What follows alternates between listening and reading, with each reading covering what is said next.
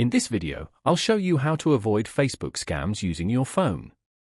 Scammers often try to trick people with fake messages, suspicious links, or offers that look too good to be true. First, open the Facebook app on your phone and make sure you are logged into your account.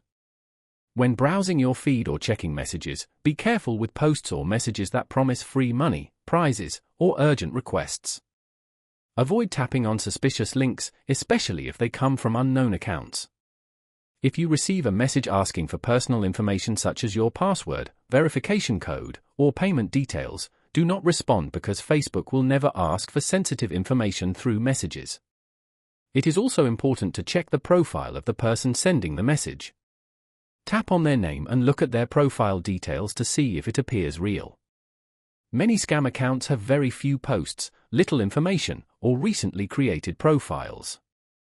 If you notice something suspicious, tap the three dots on the profile and select Report to notify Facebook.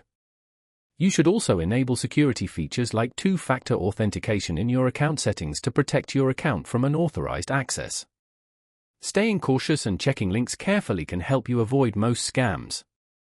If this video helped you, don't forget to like the video and subscribe to the channel for more helpful tech tutorials.